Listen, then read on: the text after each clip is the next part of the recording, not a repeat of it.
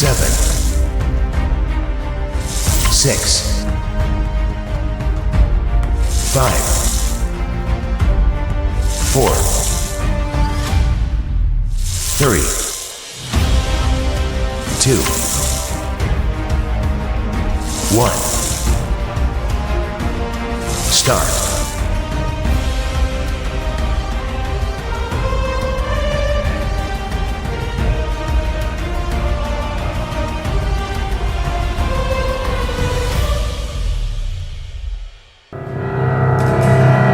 Shalom Bapak Ibu yang dikasihi Tuhan, Shalom. Bagaimana kabar Bapak Ibu pagi hari ini? Luar biasa. Dahsyat, luar biasa.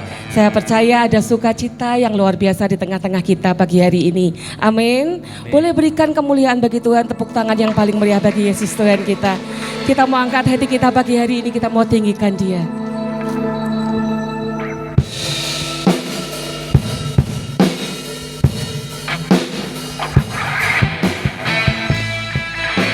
Kami meninggikan Kau Tuhan.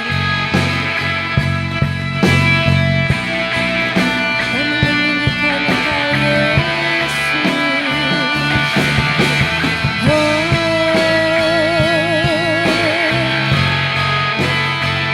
Sebab tiada seperti Kau Tuhan. Mari bersama-sama katakan. Sungguh besar setiamu, nyata di sepanjang hidupku. Darahmu telah layakkan kehidupanku.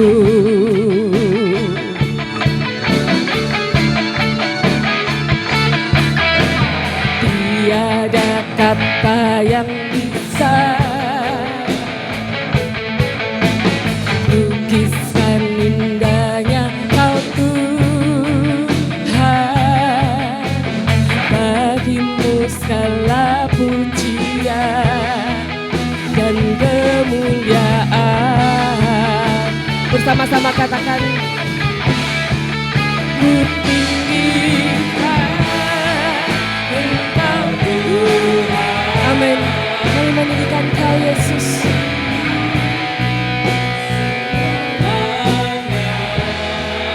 Lebih dalam ku menyembah, dalam roh dan kebenaran selamanya. Mari saya ajak Bapak Ibu bangkit berdiri bersama-sama. Dengan segenap hati kita mau puji Dia, kita mau tinggikan Dia pagi hari ini. Katakan bersama-sama. Sungguh besar setiamu, nyata. Amin. Darahmu telah layakkan kehidupanku. Tiada kata yang bisa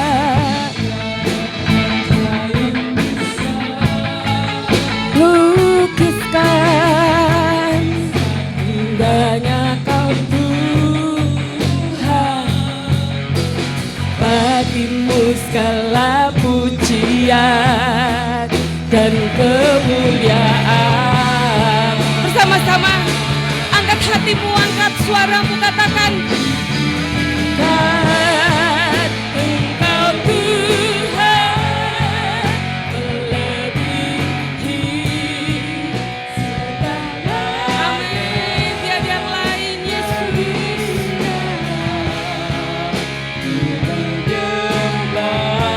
Amin. Bersama-sama ku tinggikan. Ku tinggikan Engkau Tuhan melebihi segalanya. Lebih dalam ku menyembah, dalam roh dan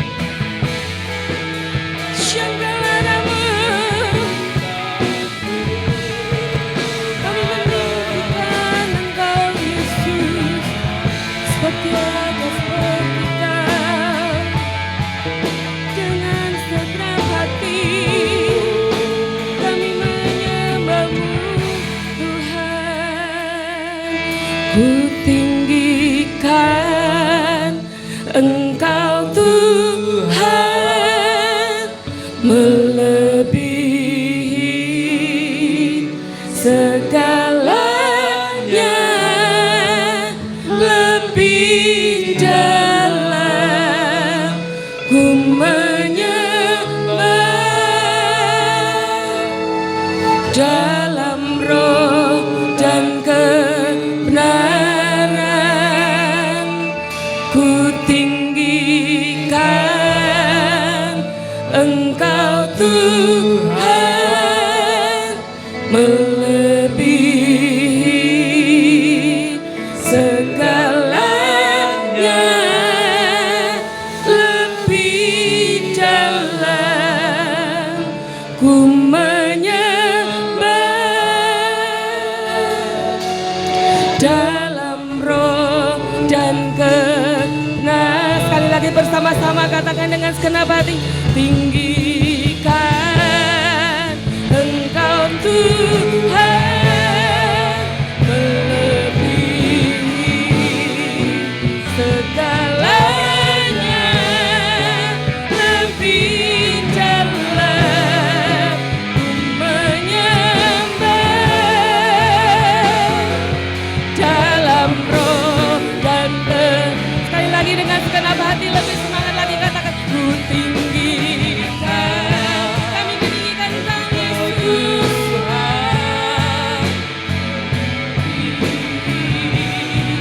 Segalanya, lebih dalam ku menyembah dalam roh dan kebenaran selamanya.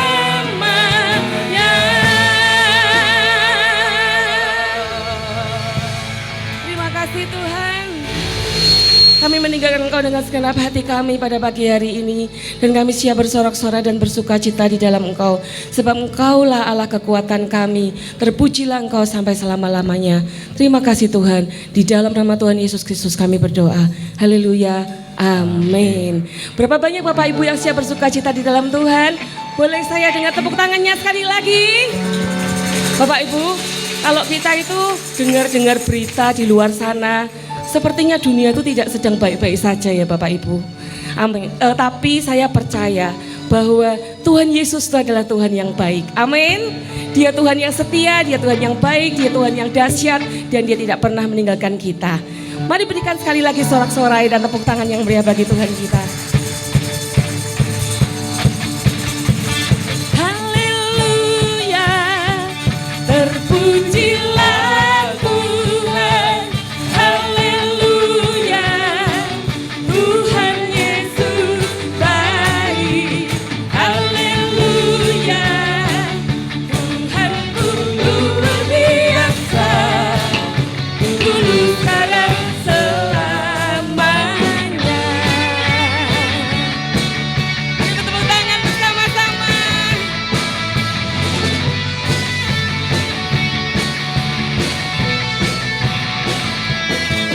Tangguh ku lewati segalanya, Roh-Mu kuatkan dan teguhkanku, iman gantikan semua raguku, milikmu hidupku, kemuliaan bersama-sama.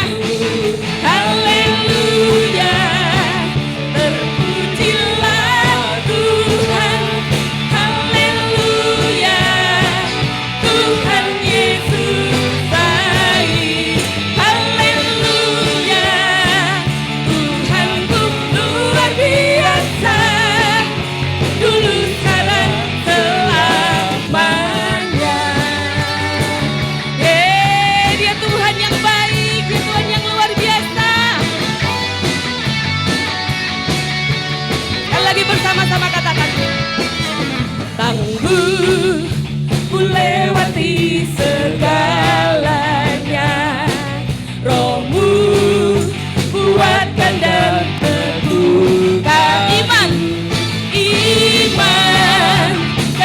berikan semua raguku, milikmu hidupku, kemuliaan bersama-sama katakan haleluya, terpujilah Tuhan, haleluya, Tuhan Yesus baik, haleluya, Tuhanku luar biasa, dulu sekarang selamanya.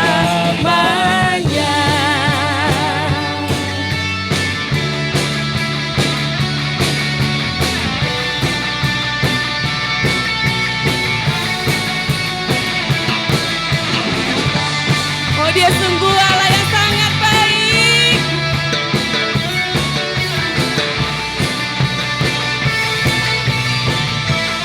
Sama-sama kan?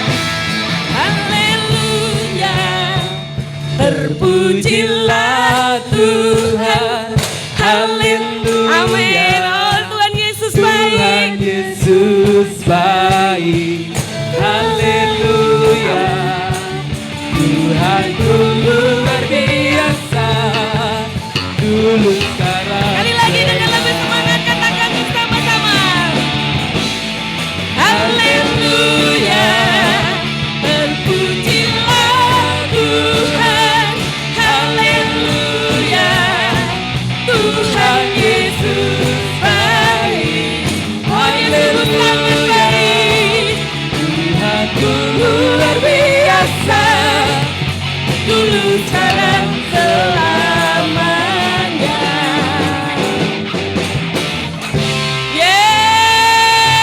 Haleluya. Masih tetap bertepuk tangan bersama-sama Bapak Ibu.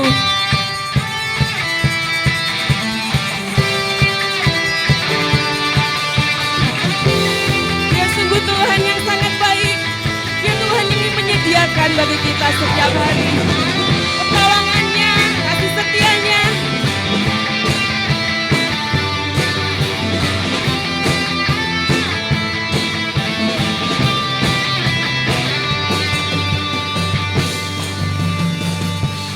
Tiap langkahku tersedia petunjukmu, di tiap jalanku tersedia kasihmu. Lewat suka dan duka kau sandaran bagiku, lewat semua khawatirku engkau hari esokku. Bersama-sama katakan Tuhan sediakan lebih dari yang ku minta, Dia sempurna hari ini dan selamanya. Lihat burung di udara, bunga-bunga yang di padang, dan salibnya tanda Dia sediakan bagiku.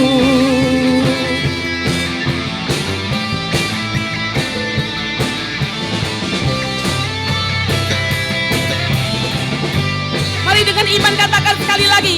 Langkahku tersedia petunjukmu, di tiap jalanku. Terima kasih Tuhan. Lewat suka dan duka kau sandaran bagiku, lewat semua khawatirku engkau hari esokku. Bersama-sama Tuhan sediakan lebih dari yang ku minta, Dia sempurna hari ini dan selamanya. Lihat burung di udara, bunga-bunga yang di padang, dan salibnya tanda Dia sediakan. Tuhan sediakan yang terbaik bagiku, rancangan indah hari ini dan selamanya. Lihat burung di udara, bunga-bunga yang di padang, dan salibnya tanda Dia sediakan.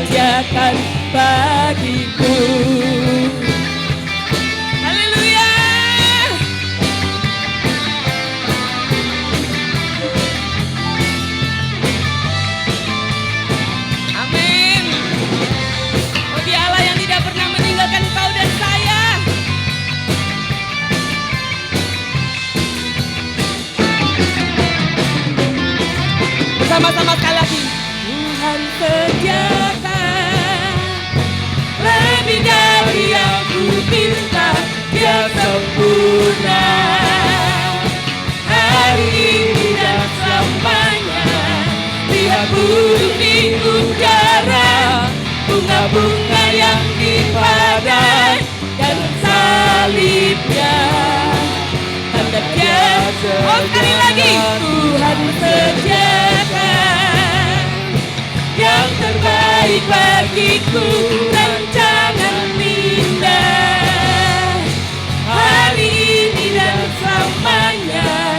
Lihat burung di udara, bunga-bunga yang dipadai, dan salibnya tanda Dia sediakan bagiku.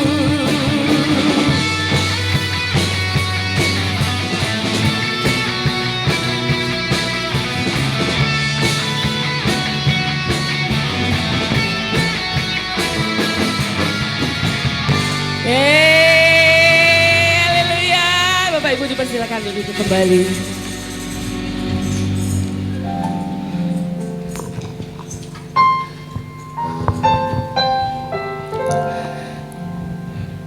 Kami percaya Tuhan, ketika kami berseru kepadamu, ketika kami berlari kepadamu, ketika kami datang kepadamu, maka kami tahu ada kasih Tuhan yang menerima kami, ada pertolongan Tuhan bagi hidup kami.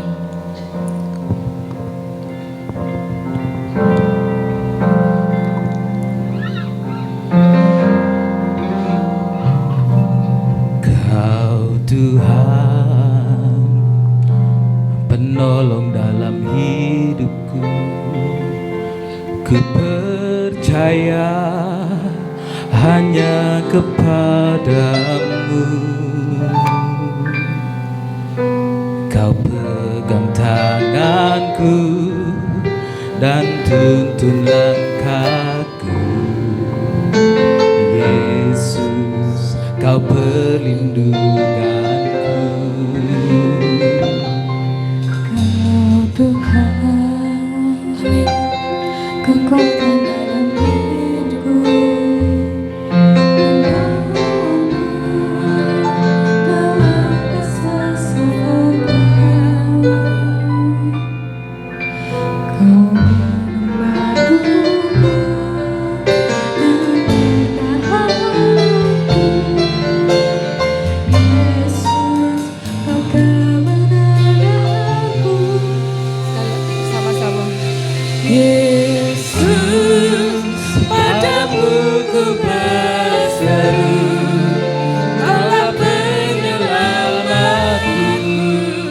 Terpujilah Kau Tuhanku. Ku memuji nama-Mu sepanjang umur hidupku. Terpujilah Kau Tuhanku di atas segalanya.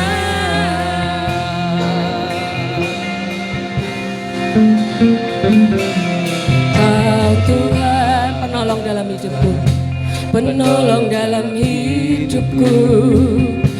Ku percaya hanya kepadamu. Kau pegang tanganku dan tuntun langkahku. Yesus, Kau perlindunganku.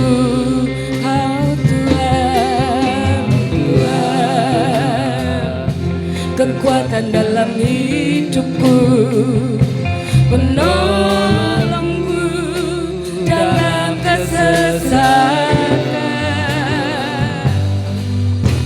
Kau gunung batuku dan pertahananku. Yesus, Kau kemenangan. Mari saja Bapak Ibu berdiri bersama-sama, katakan bersama-sama. Padamu ku berseru, Kaulah penyelamatku. Terima kasih Tuhan. Terpujilah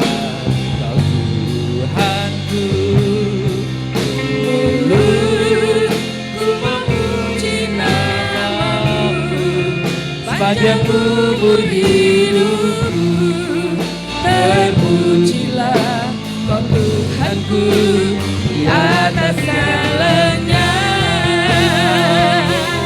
Yesus, Padamu ku berseru, Kaulah penyelamatku.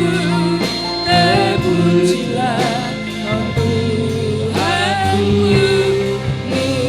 Mulutku memuji nama-Mu, Sepanjang umur hidupku.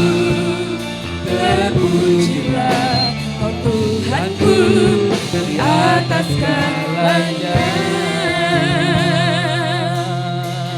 Bersama-sama katakan, Yesus, padamu ku berseru, Kaulah penyelamatku.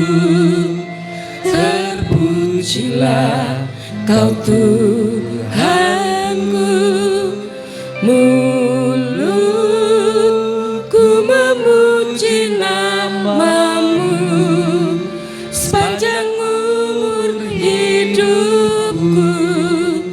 Terpujilah Kau Tuhanku di atas segalanya. Yesus, padamu ku berseru. Ya Tuhan, Kaulah penyelamat. pertolongan kami hanya daripadamu ya Tuhan. Terpujilah Kau Tuhanku. Mulutku memuji nama-Mu, sepanjang umur hidupku. Terpujilah Kau Tuhanku di atas segalanya. Sekali lagi dengan segenap hati katakan, Yesus, padamu ku berseru, Kaulah penyelamatku. Terpujilah Kau Tuhanku. Mulutku memuji nama-Mu, sepanjang umur hidupku. Terpujilah Kau Tuhanku di atas segalanya.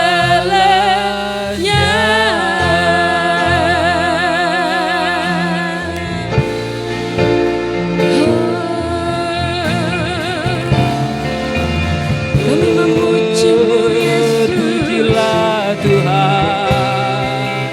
Oh Yesus, terpujilah Tuhan. Kau di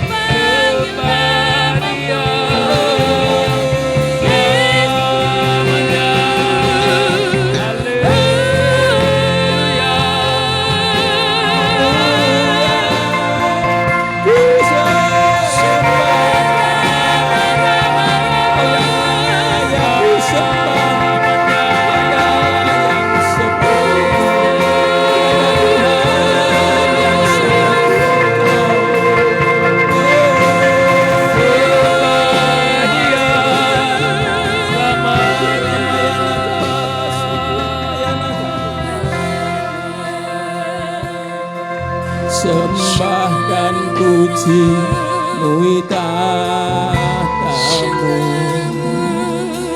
Sembah dan puji nui tahtamu. Haleluya. Sembah dan puji nui tahtamu. Yesus Tuhan adalah Raja. Sembah dan puji, sembah dan puji nui tahtamu. Sembah dan puji nui tahtamu. Sembah dan puji nui tahtamu. Yesus Tuhan adalah Raja. Sembah dan puji, haleluya. Sembah dan puji nui tahtamu.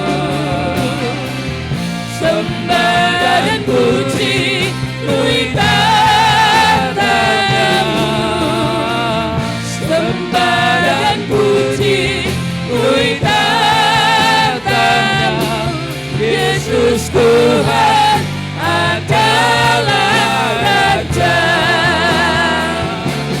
Yesus Tuhan adalah Raja. Yesus Tuhan adalah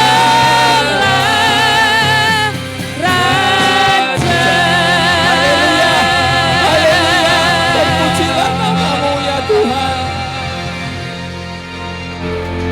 Terpujilah namamu ya Bapakku yang di surga. Segala kemuliaan, hormat, dan kuasa hanya bagi namamu. Kami mengucapkan syukur dan berterima kasih pagi hari ini. Kalau pagi ini kami tidak ada di tempat-tempat yang lain, tapi kami ada di rumah kesukaan Tuhan. Kami sedang beribadah, kami mencari Engkau, kami haus, kami lapar akan Engkau Tuhan. Maka berkatilah ibadah pagi hari ini Tuhan. Kami selalu mengundang Engkau hadir di tengah-tengah pagi hari ini Tuhan. Engkau menjamah satu persatu jemaat-Mu Tuhan. Engkau kenyangkan kami dengan kasih setiamu pagi hari ini Tuhan. Terima kasih berkati hamba-Mu kalau sebentar akan menyampaikan firman Tuhan. Urapi hamba-Mu dengan roh hikmat, roh wahyu, roh pengertian. Supaya hamba tidak salah menyampaikan urapan yang sama Tuhan berikan kepada seluruh jemaat. Lagi aku mengundang Kau hadir Allah Roh Kudus dan segala kuasa-kuasa kegelapan. Engkau yang mencuri kebenaran firman-Mu, Engkau yang mengganggu jalannya ibadah ini, aku usir, aku tolak semua di dalam nama Tuhan Yesus Kristus. Dan sekarang hanya Roh Kudus yang melayang-layang, Roh Kudus yang menyertai kami pagi hari ini. Kami berdoa di dalam nama Tuhan Yesus Kristus. Amin. Shalom Bapak Ibu yang dikasihi Tuhan. Selamat pagi. Ya, shalom Bapak Ibu ya, sekali lagi.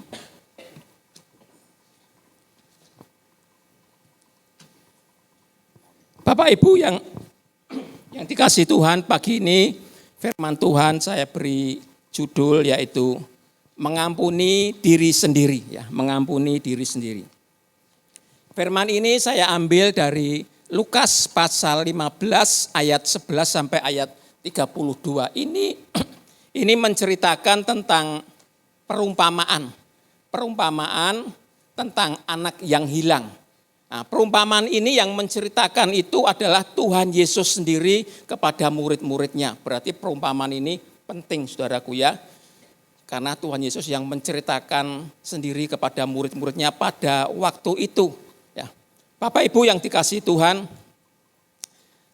kita akan masuk ke dalam pendahuluan. Bisa di next ya, pendahuluan ya.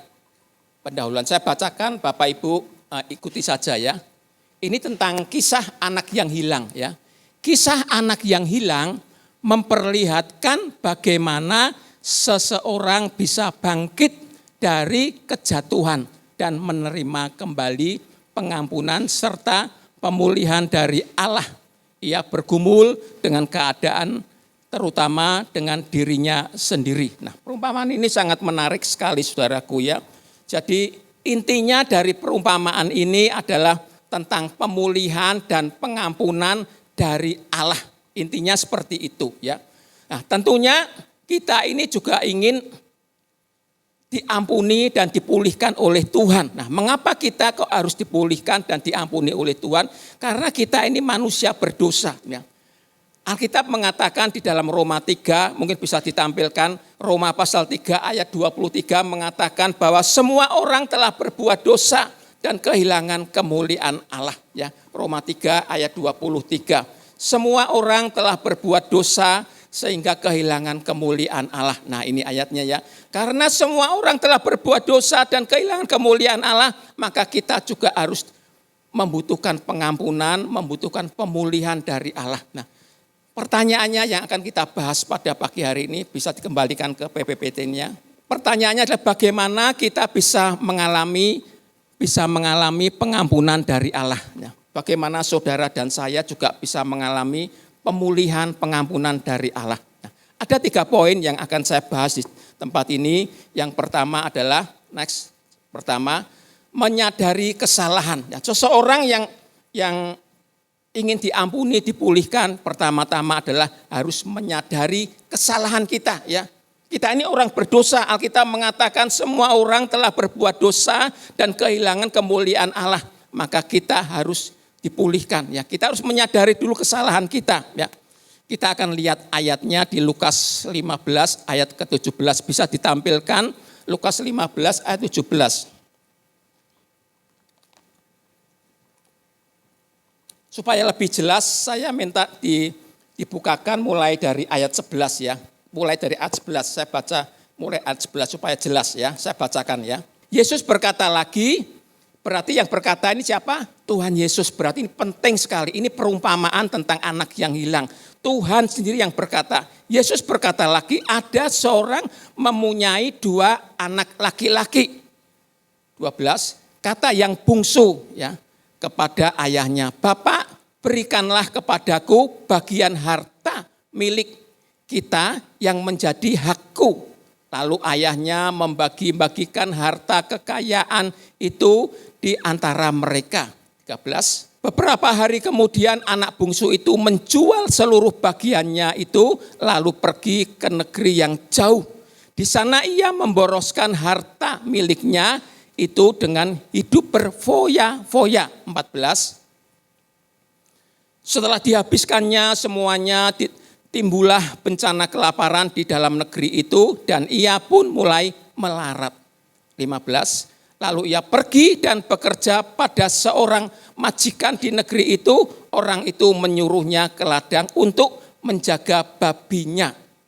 16. Lalu ia ingin mengisi perutnya dengan ampas yang menjadi makanan babi itu, tetapi tidak seorang pun yang memberikannya kepadanya. Terakhir 17. Lalu ia menyadari keadaannya, katanya, betapa banyaknya orang upahan bapakku yang berlimpah-limpah makanannya, tetapi ia di sini mati kelaparan. Nah, sampai di sini ya. Kisah ini sangat menarik sekali saudaraku ya.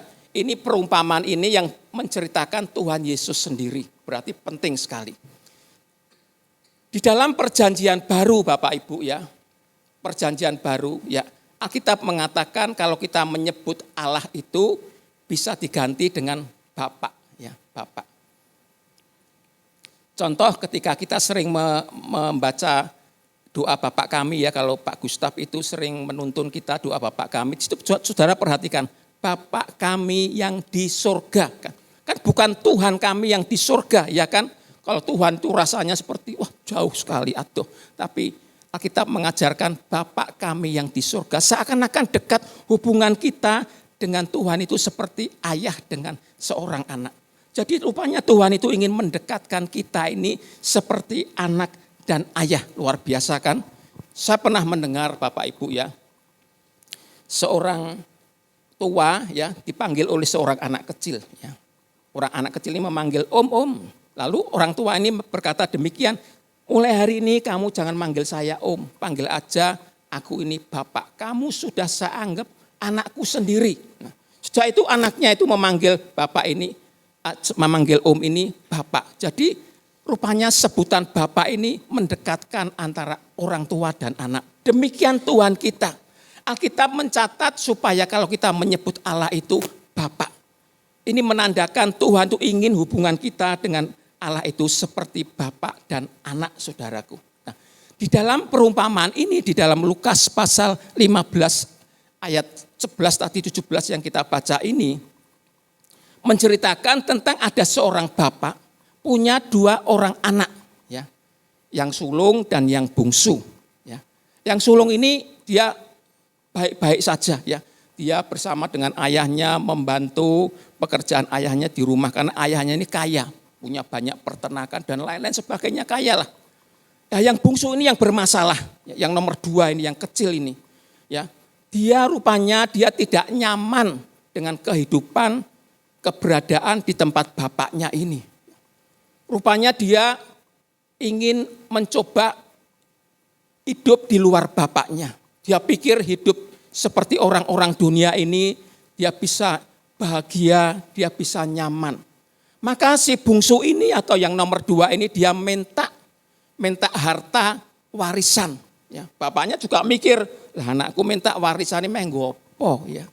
Ya, di sini berlimpah-limpah, kamu apa aja aku berikan, apa yang menjadi milikku juga menjadi milikmu kok. Rupanya anak ini dia kepingin hidup seperti orang-orang dunia, saudaraku ya.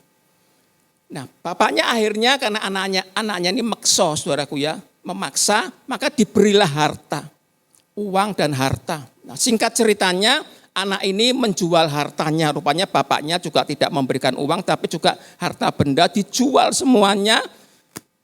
Dan dia pergi ke negeri yang jauh. Dan di sana dia, Alkitab mengatakan tadi yang kita baca, berfoya-foya, bukan untuk berdagang atau berusaha, enggak, tapi berfoya-foya. Dan namanya berfoya-foya, uang seberapa aja ya habis, saudaraku. Enggak habis sekarang, ya besok ya somben, pasti habis. Wong namanya berfoya-foya. Buat foya-foya habislah uang itu, dan Alkitab tadi mencatat untuk anaknya ini dia di kota itu terjadi bala kelaparan ya.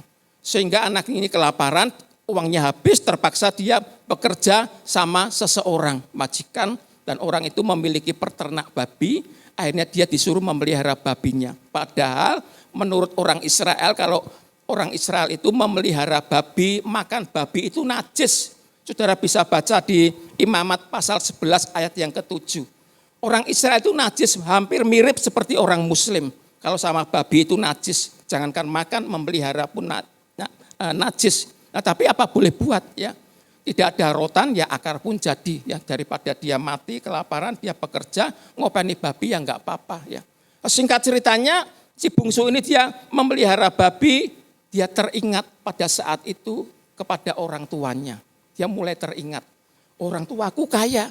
Lah kok aku di sini malah ngopeni babinya orang, ya. Dia mulai sadar kepada ayahnya, ingin kembali ke ayahnya. Nah, Bapak Ibu yang dikasihi Tuhan, kisah cerita ini menggambarkan saudara dan saya. Tuhan Yesus menceritakan ini menggambarkan saudara dan saya. Kita ini adalah anak-anak Bapak, anak-anak Tuhan. Saudara dan saya adalah anak-anak Tuhan, anak Bapak. Dan kita ini sudah dibeli lunas jreng sama Tuhan dengan darahnya Tuhan Yesus. Kita bisa baca di 1 Korintus 6 ayat 20 bisa ditampilkan. 1 Korintus 6 ayat 20. 1 Korintus 6 ayat 20. Kita ini anak-anaknya Tuhan, anak-anaknya Bapak. Ya. Perhatikan saya bacakannya. Sebab kamu telah dibeli dan harganya telah lunas dibayar. Karena itu muliakanlah Allah dengan tubuhmu. Tuh Alkitab yang mengatakan. Saudara dan saya ini sudah diberi lunas jreng sama Tuhan oleh darah Tuhan Yesus. Berarti kita ini anak-anak Bapak. Nah seharusnya kita ini ya sebagai anak-anak Bapak kita harus hidup sesuai dengan keinginan Bapak. Kita harus hidup benar, menikmati hadirat Tuhan setiap hari. Ya, kita harus hidup seperti apa yang Tuhan mau. Tetapi terkadang kita ini tidak demikian. Kita ini kadang-kadang melirik ke dunia, ya. kita hidup seperti orang-orang dunia. Memang dunia itu indah, saudaraku ya. Ikut Tuhan gini ora entuk, ngono ora entuk. Ikut dunia kan bisa plesir kemana-mana, bisa menghambur-hamburkan uang kita. Pokoknya happy lah. Memang betul itu bisa begitu. Tapi sesaat. Kebahagiaan yang sejati itu hanya ada di dalam Yesus. Dunia itu memang indah sehingga banyak orang-orang Kristen yang dia senang hidup seperti orang dunia. Karena dunia itu nikmat, enak, dosa itu nikmat. Nah, kalau enggak nikmat, dosa itu ora payu, saudaraku. Dosa itu nikmat ya. Seperti orang dunia nikmat, tapi sesaat loh saudaraku, sesaat. Ya, kalau ikut Tuhan itu sepertinya gini, enggak boleh gitu, enggak boleh. Tapi itu kebahagiaan yang sejati. Ada lagunya loh saudaraku ya. Kalau ku cari damai, hanya ku dapat dalam Yesus. Loh itu ya. Kalau cari damai yang sejati itu cuma ada di dalam Yesus. Dunia bisa ngasih, tapi sesaat saudaraku. Kadang-kadang kita ini seperti itu, tidak sadar kita hidup seperti orang-orang dunia. Seharusnya kita ini harus hidup di dalam hadirat Tuhan setiap saat. Nah, Bapak Ibu yang dikasihi Tuhan ya. Anak bungsu menyadari bahwa ia telah salah jalan dan hidupnya hancur, kesadarannya akan kesalahan adalah langkah awal menuju pertobatan. Seperti si bungsu ini, dia mencari dunia, akhirnya apa? Dia menyesal ya. Dia menyesal ya. Kadang-kadang kita juga seperti itu ya. Dunia tidak pernah menjanjikan kebahagiaan, keberuntungan kepada kita ya. Kalau kita terus mencari dunia, satu hari kita juga akan menyesal. Seperti kisah cerita ini, seperti si bungsu ini. Dia mulai jenuh kepada orang tuanya, dia mencoba untuk lari. Pergi ya, minta uang warisan, dia pergi ke negeri orang untuk bersenang-senang. Kadang-kala kita bisa seperti itu saudaraku ya, kita jenuh. Keinginan kita semua tidak tercapai, doa kita tidak terkabulkan ya. Tuhan sengaja memberikan duri dalam daging, sesuatu yang tidak menyenangkan dalam hidup kita. Itu bisa sakit penyakit, bisa masalah keuangan, bisa masalah rumah tangga dan lain-lain sebagainya. Intinya sesuatu yang tidak menyenangkan. Dan ini dialami juga oleh Rasul Paulus. Rasul Paulus ini dia seorang rasul yang dipanggil Tuhan langsung dari surga. Pertemuan Rasul Paulus di Damsyik itu membuat Rasul Paulus bertobat dan mengikuti jalan-jalannya Tuhan. Itu orang sekelas Rasul Paulus. Apa dikira kalau orang yang sekelas Rasul Paulus itu terus hidupnya naik, tidak turun, menjadi kepala, tidak menjadi ekor? Tidak. Ternyata di dalam pelayanan Rasul Paulus ini juga mengalami naik turun.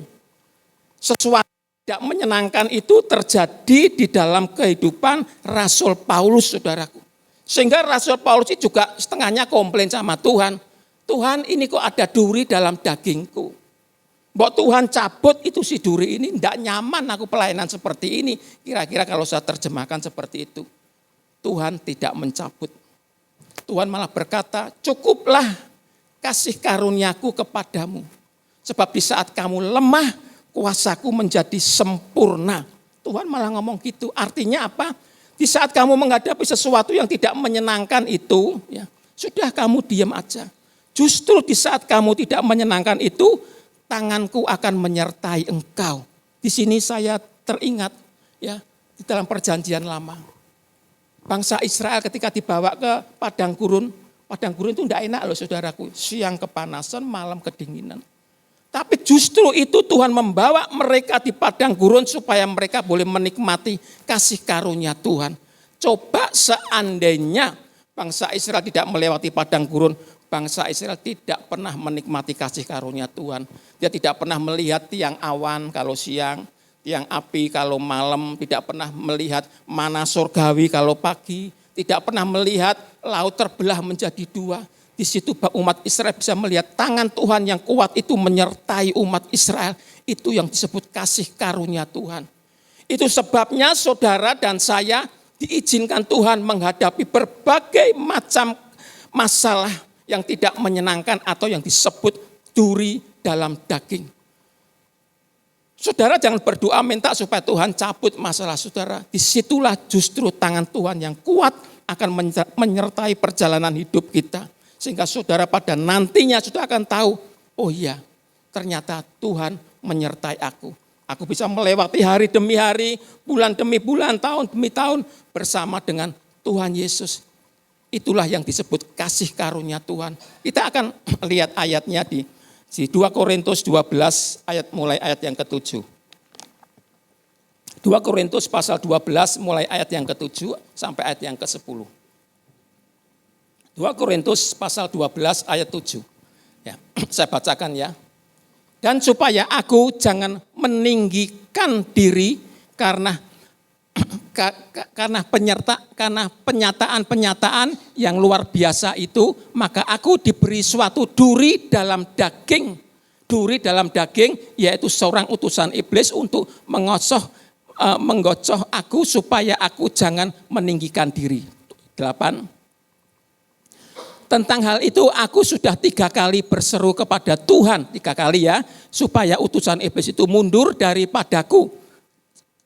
Tetapi jawab Tuhan kepadaku, cukuplah kasih karuniaku bagimu, sebab justru dalam kelemahan kuasaku menjadi sempurna, sebab itu terlebih suka aku bermegah atas kelemahanku, supaya kuasa Kristus turun menaungi aku.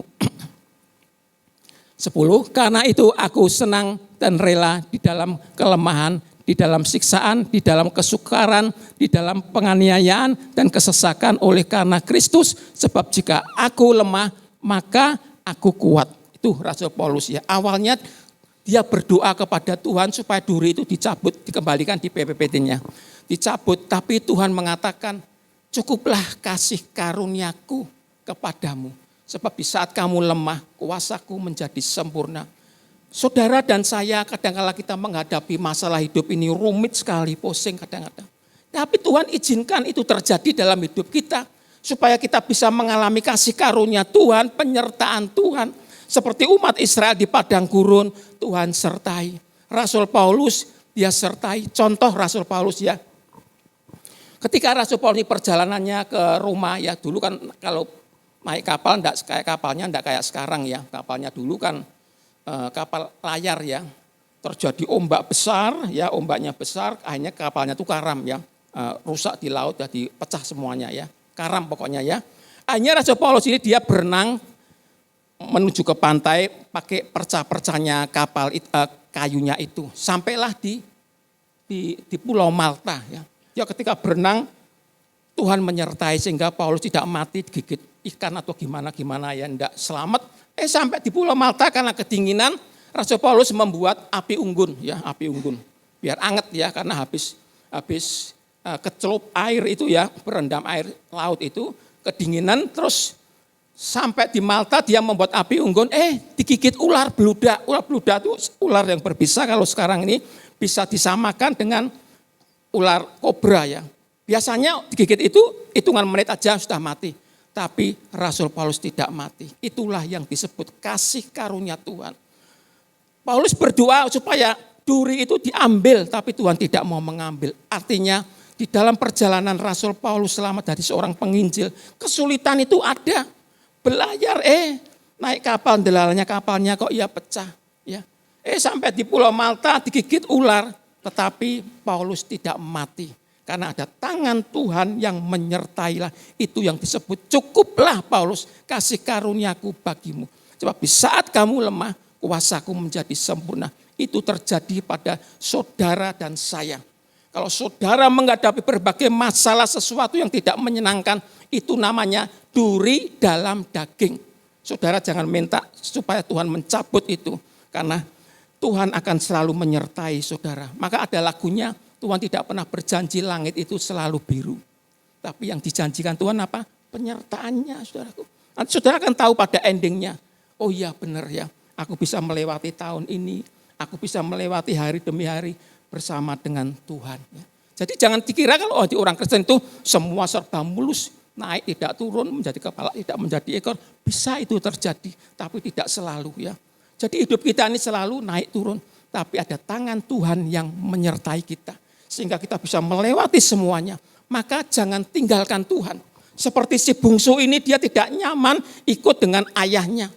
Dia pikir dunia bisa menjanjikan kebahagiaan. Tapi apa yang terjadi?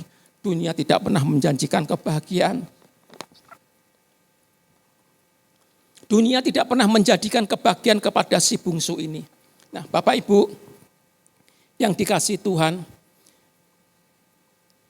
poin yang kedua bisa ditampilkan. Yang kedua adalah meninggalkan kesalahan. Ya. Si bungsu ini akhirnya dia meninggalkan kesalahannya, dia bertobat Bapak Ibu ya. Kita baca di Lukas 15 ayat 18 sampai ayat yang ke-19. Bisa ditampilkan Lukas 15 ayat 9, mulai 18.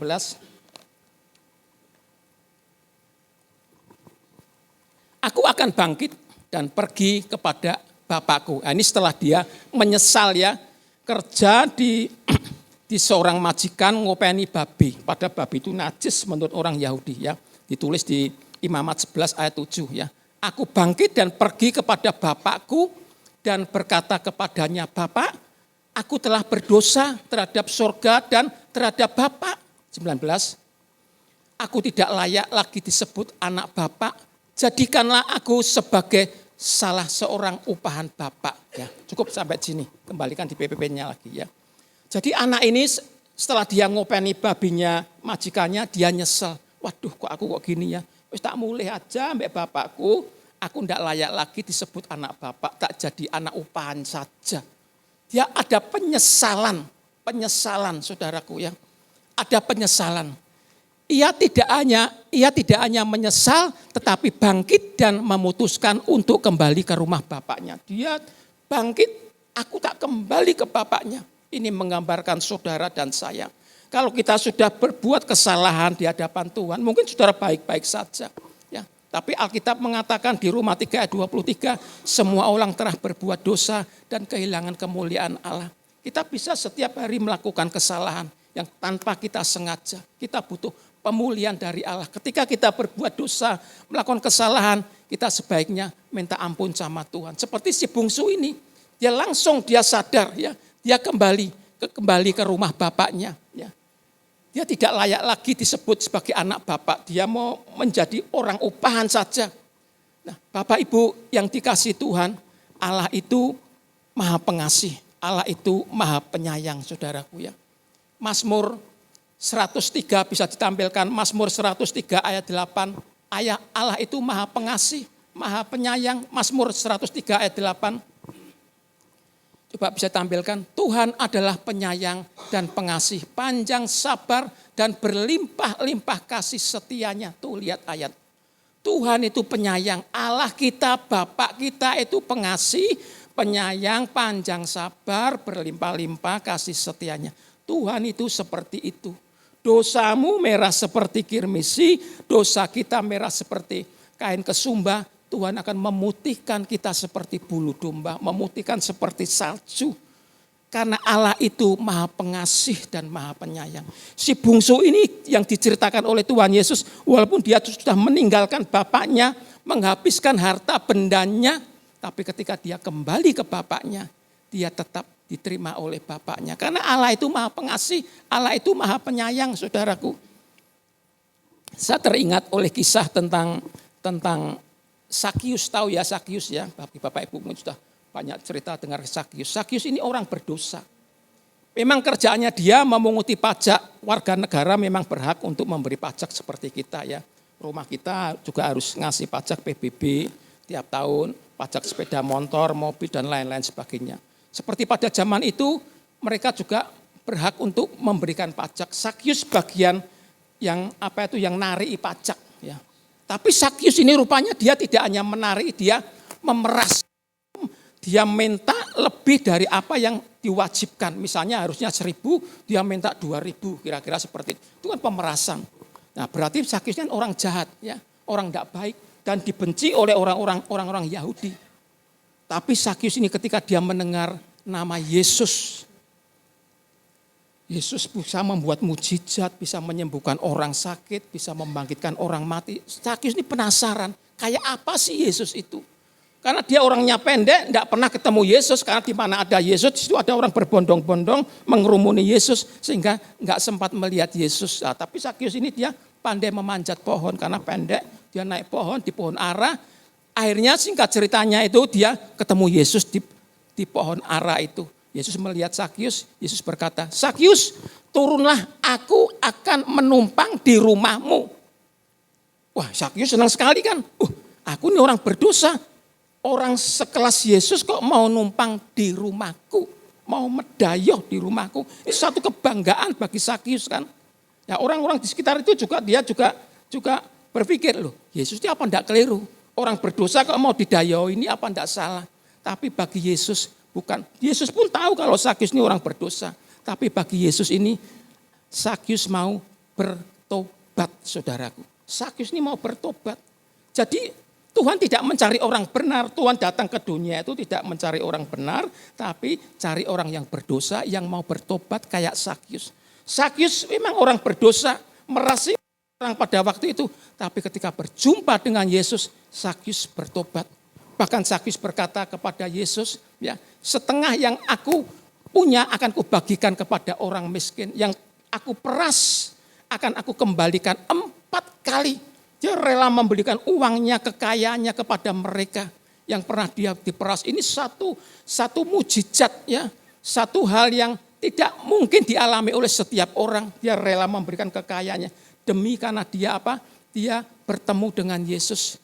Maka Alkitab berkata, pemungut cukai dan perempuan sundal itu mendahului engkau masuk ke dalam kerajaan Allah. Loh, kok bisa, Pak? Iya. Pemungut cukai dan perempuan sundal itu mendahului engkau masuk ke dalam kerajaan Allah. Karena pemungut cukai dan perempuan sundal itu ketika dia berjumpa dengan Yesus, dia bertobat. Ya. Perempuan sundal misalkan seperti perempuan Samaria itu, ya. Dia ketika berjumpa Yesus di sumur Yakub, sumur di Perigi itu, dia berubah, ya. Yesus berkata, kamu punya 5 laki-laki, tapi 5 laki-laki itu bukan suamimu. Lah kalau orang wanita punya laki-laki, seje bojone namanya orang apa? Kan perempuan enggak ngenah, saudaraku, ya. Tapi ketika dia berjumpa dengan Yesus, dia berubah menjadi saksinya. Tuhan tidak cari orang benar, orang berdosa yang bertobat. Seperti Sakyus, perempuan Samaria ini, ya, dia ketika berjumpa dengan Yesus dia berubah, maka Alkitab berkata, pemungut-pemungut cukai dan perempuan sundal mendahului engkau masuk ke dalam kerajaan surga. Saudara dan saya, Tuhan mengendaki pertobatan saudara dan saya. Seperti si bungsu ini, dia telah meninggalkan bapaknya, tapi dia menyesal, ya, menyesal, bangkit dan memutuskan untuk kembali ke rumah bapaknya. Penyesalan yang dibutuhkan Tuhan. Pertobatan, tidak ada orang yang benar termasuk saya. Tuhan mengendaki pertobatan, saudara. Seperti Paulus. Dulu namanya kan Saulus, ya. Ketika dia bertobat menjadi Paulus, ya. Ketika perjumpaannya dengan Yesus di Damsik, dia bertobat menjadi pelayan Tuhan sampai akhir hidupnya. Dia bertobat, Tuhan mengendaki pertobatan, saudaraku. Jadi karena apa? Tuhan itu maha pengasih, maha penyayang. Yang tadi kita baca di Pemazmur 103 ayat 8. Dia pengasih, dia penyayang, saudaraku. Maka setiap kita yang berdosa, ketika kita datang kepada Tuhan, Tuhan akan mengampuni kita. Lalu yang ketiga. Yang ketiga, ya. Mendapatkan pengampunan, ya. Mendapatkan pengampunan. Lukas 15 ayat 20 bisa ditampilkan. Lukas 15 ayat 20. Ya. Maka bangkitlah ia dan pergi kepada bapaknya. Ketika ia masih jauh, ayahnya telah melihatnya. Lalu tergeraklah hatinya oleh belas kasihan. Tuh lihat, ya. Belas kasihan, ayahnya itu berlari mendapatkan dia, lalu merangkul dan mencium dia. Ini perumpamaan yang Tuhan katakannya. Jadi ketika ayahnya ini melihat anaknya sulung yang pergi meninggalkan ayahnya itu, dikirai anaknya sudah hilang, sudah mati. Tahu-tahu anaknya itu kembali. Dipikir si anaknya yang bungsu ini dipikir ayahnya akan memarahi, akan mengusir, tapi ternyata tidak. Alkitab mengatakan perumpamaan ini, ya, tergeraklah hatinya oleh belas kasihan. Ayahnya itu berlari mendapatkan dia lalu merangkul dan menciumnya. Ternyata ayahnya tidak memarahi, Dia merangkul anaknya yang dianggap hilang, yang kurang ajar itu, yang menghabis-habiskan harta benda ayahnya. Sampai kakaknya atau yang sulung itu sampai cemburu. Loh Pak, bapak itu kepiye? Wong anak ngabis-ngabis ke uang gini kok malah mbok pestakan, mbok artinya diterima kembali. Aku seperti ini nggak pernah kok beri apa-apa. Lalu ayahnya ini menjelaskan kepada si anaknya yang nomor 1 ini, yang sulung ini. Bukan begitu loh nak ya. Kira-kira ini kalau saya terjemahkan seperti itu ya. Ini adikmu itu sudah hilang, sudah mati, tak anggap sudah tidak ada. Nah ini dia kok tiba-tiba muncul kembali lagi, dia hidup kembali. Bapak itu senang, maka si bungsu si nomor 2 ini dia dirangkul oleh bapaknya, diberi pakaian yang bagus, jubah yang bagus, sepatu yang bagus, cincin yang bagus. Dan disembelihkan anak sapi yang tambun, yang gemuk dipestakan saudaraku. Nah ini menggambarkan saudara dan saya. Ketika saudara dan saya, mungkin saudara masih di gereja ibadat. Masihkah saudara dan saya, hati kita ini melekat kepada Tuhan Yesus Kristus? Masihkah kita berharap kepada Tuhan? Masihkah kita ini mencintai Tuhan dengan segenap hati, segenap jiwa, segenap apa yang kita miliki? Terkadang belum tentu loh saudaraku.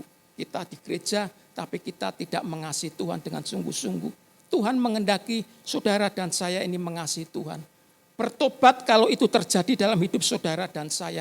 Tuhan akan membuka tangannya lebar-lebar buat saudara dan saya. Alkitab mengatakan si bungsu ini akhirnya dia dirangkul oleh bapaknya dan dicium. Dia dipestakan karena senang satu orang yang berdosa dia bertobat. Kita lihat ayatnya, Lukas 15 ayat 7. Bisa ditampilkan. Lukas 15 ayat 7. Nah, maka berkatalah kepadamu, demikianlah juga akan ada sukacita di surga. Ya, saya ulangi ya, aku berkata kepadamu, huruf besar berarti Tuhan ya. Demikian aku berkata juga akan sukacita di surga karena satu orang berdosa ya, yang bertobat lebih daripada sukacita karena 99 orang benar yang tidak memerlukan pertobatan. Tuh Alkitab mengatakan demikian. Ini Tuhan Yesus yang ngomong sendiri ya. Lebih baik satu bertobat daripada 90 ya. Daripada 99 orang benar yang tidak memerlukan pertobatan. Jadi Tuhan menghendaki pertobatan kita. Kalau kita salah, Tuhan ampuni aku. Ampuni saya, Tuhan ampuni. Tuhan lebih senang seperti itu daripada kita tidak membutuhkan pertobatan. Seakan-akan kita merasa diri kita ini benar, saudaraku ya. Sehingga perumpamaan ini menjelaskan kepada orang-orang, kepada murid-muridnya pada waktu itu, ini loh orang yang bertobat. Bapa di surga selalu membuka tangannya untuk kita semuanya, saudaraku. Jadi kalau kita membuat kesalahan, kita datang kepada Tuhan, bertobat. Satu contoh di Niniwe ya. Sudah tahu kisah Niniwe ya. Niniwe itu ya dulunya awal-awalnya Niniwe ini juga percaya kepada Yahweh, kepada Allah Yahweh. Tapi setelah sekian lama dia meninggalkan Yahweh, meninggalkan Allah, meninggalkan Tuhan. Dia membelakangi Tuhan. Dan Tuhan akan menunggang balikan Niniwe. Maka Tuhan mengutus Yunus, ya, saya enggak cerita soal Yunus ini, Yunusnya ada khotbahnya sendiri ya. Cuma ini garis besarnya aja. Sehingga Yunus supaya nyampaikan supaya Niniwe itu bertobat. Nah singkat ceritanya Niniwe ini bertobat. Sehingga Niniwe tidak ditunggang balikan oleh Tuhan. Tidak dihukum oleh Tuhan. Walaupun dalam hati Yunus berkata, Tuhan kok orang kayak bangsa kayak gitu kok mbok ampuni. Lah mbok sudah mati mbok wis, kira-kira seperti itu. Tapi Tuhan itu tadi dalam Pemazmur 103 mengatakan Allah itu pengasih, Allah itu penyayang, panjang sabar. Dia enggak bisa. Kalau melihat pertobatan, Tuhan itu selalu mengampuni. Akhirnya Niniwe diampuni dan dipulihkan oleh Tuhan. Demikian saudara dan saya. Ketika kita salah, Tuhan aku salah, aku berdosa. Aku minta ampun Tuhan kepadamu. Tuhan akan memulihkan kita. Jadi di dalam kisah perumpamaan ini saudaraku, di dalam Lukas 15 ini intinya adalah perumpamaan ini adalah pemulihan dan pengampunan. Kalau kita salah kepada Tuhan, datang kepada Tuhan Yesus, Tuhan ampuni saya orang berdosa, ampuni saya. Tuhan akan membuka tangan kita lebar-lebar dan dia akan memeluk kita dan Tuhan akan mengampuni kita. Ya. Seperti si bungsu ini bisa dikembalikan di PPWT-nya. Ya. Dia diampuni oleh Tuhan. Ya.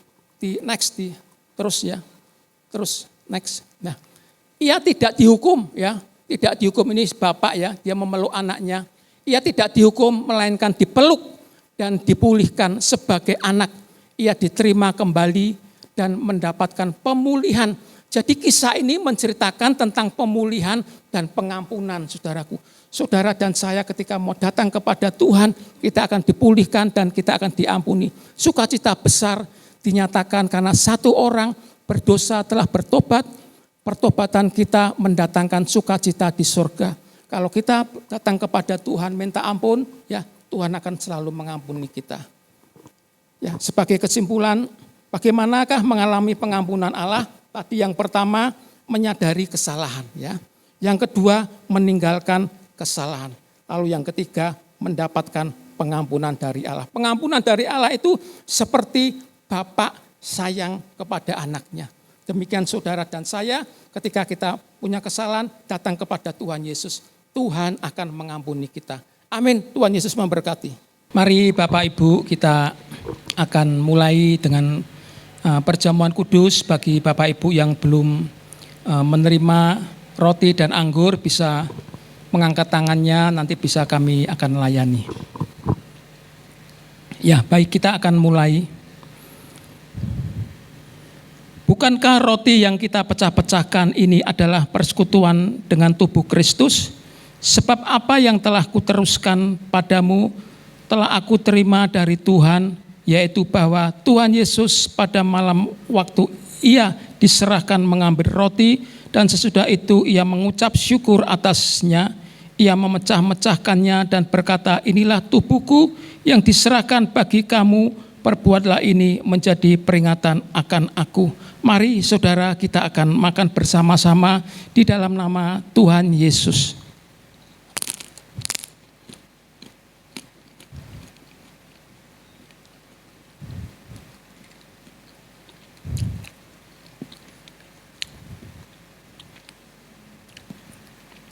Mari kita akan mengangkat cawan kita tinggi-tinggi.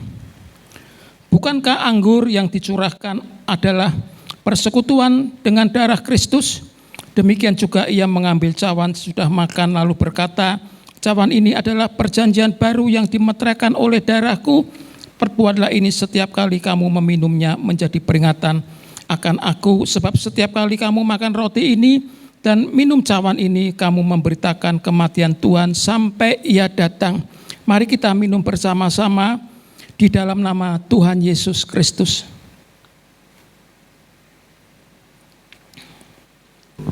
Bapa, besar sungguh kasih setiamu, nyata sungguh perlindunganmu, tak satu kuasa mampu pisahkan aku dari kasih-Mu. Bapa, ajarku selalu hormati-Mu,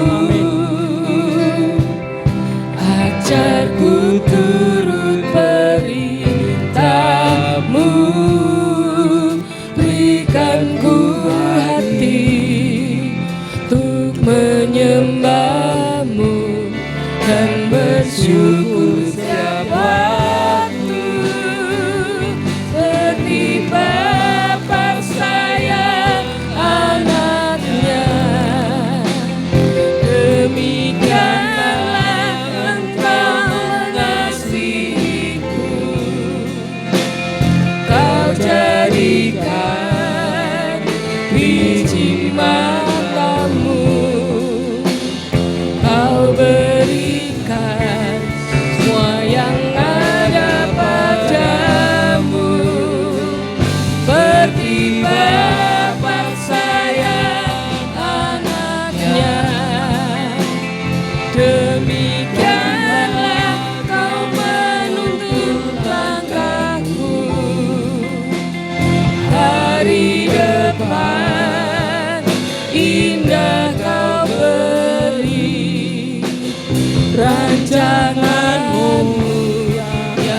terbaik bagiku.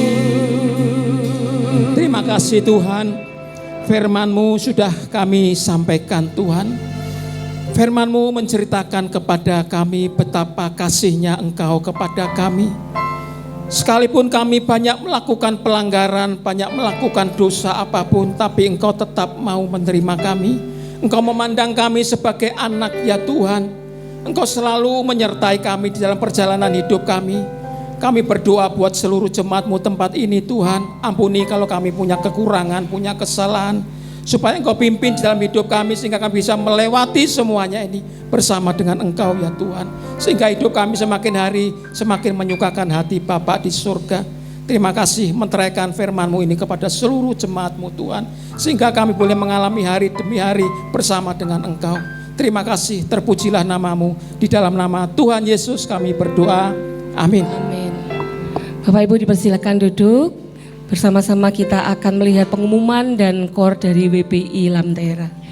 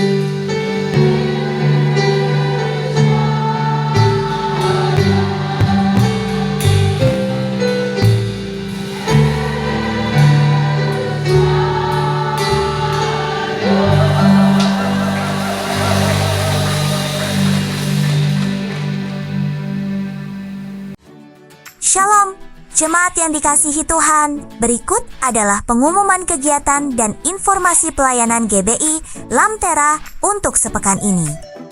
Mari awali hari bersama dalam ibadah doa pagi yang dilaksanakan setiap hari Senin sampai Sabtu pukul 4:30 pagi sampai 5:30 pagi on-site di ruang ibadah.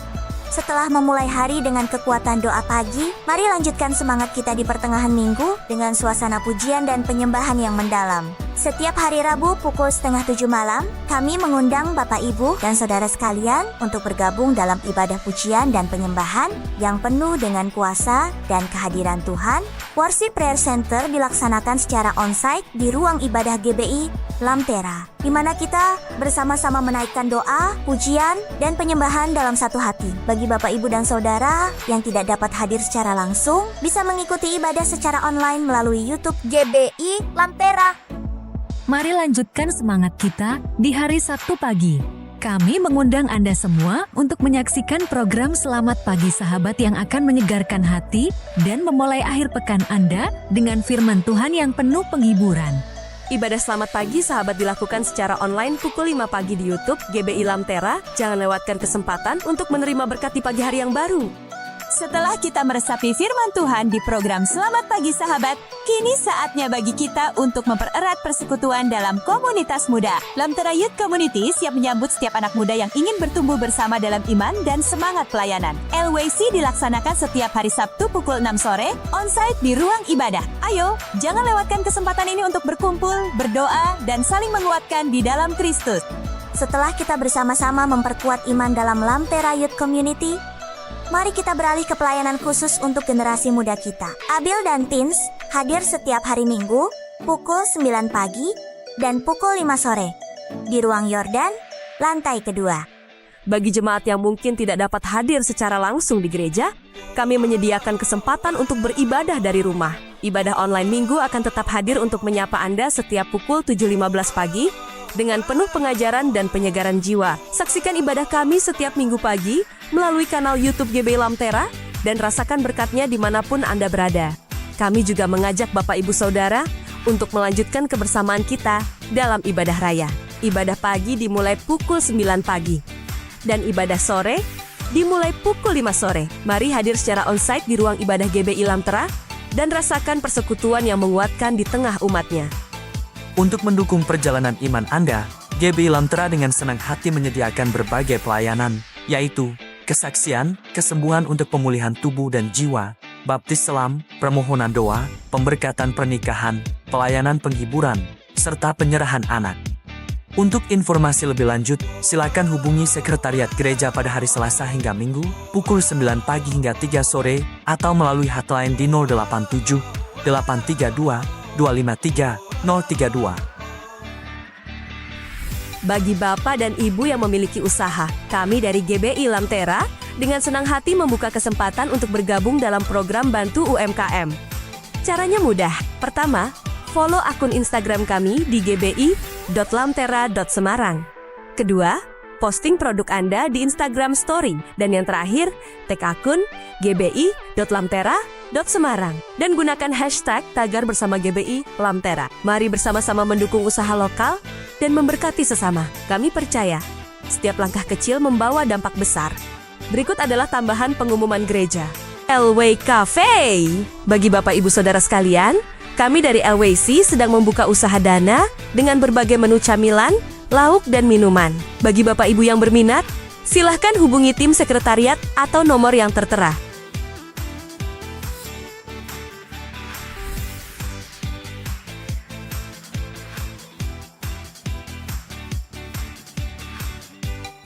Komsel bersama.